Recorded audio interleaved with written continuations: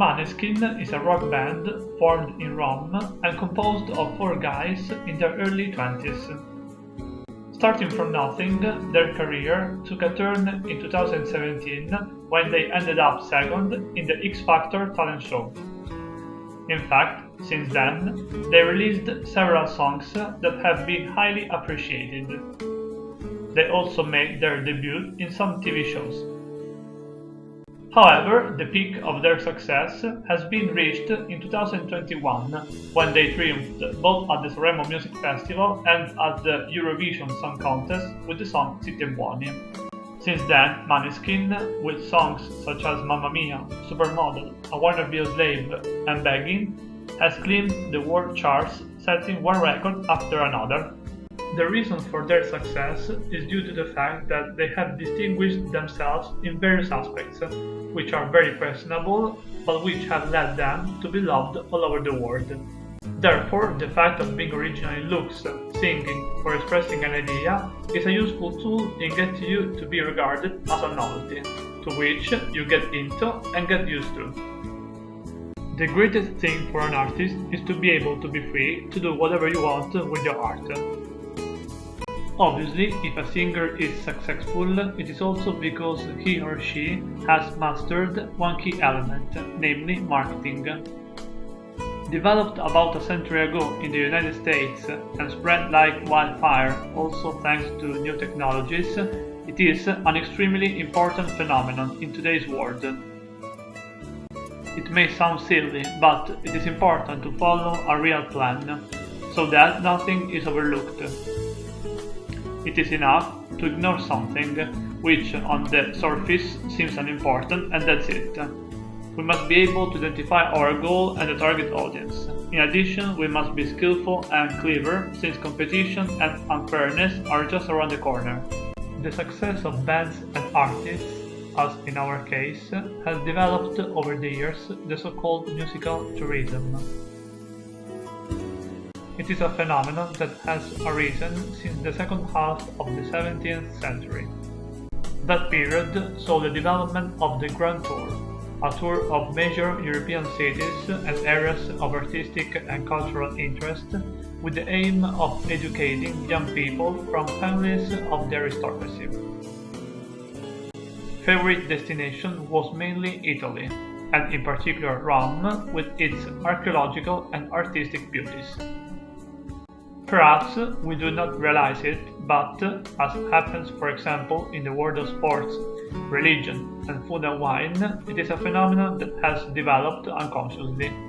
In fact, simple concerts or world events such as Eurovision bring many spectators to stay in the city that is hosting the event, with excellent feedbacks in terms of tourism, promotion, and economic revenues.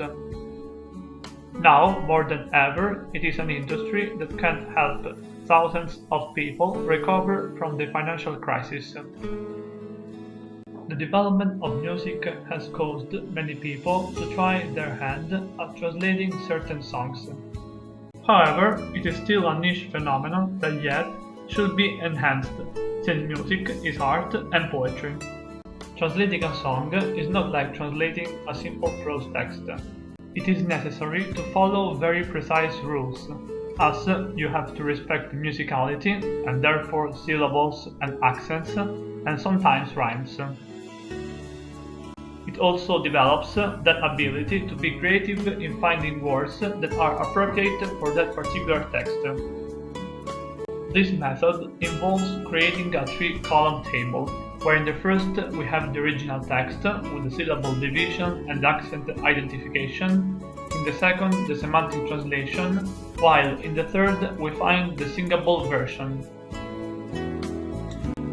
However, these rules, explained during the song translation course I have attended, are not the only method.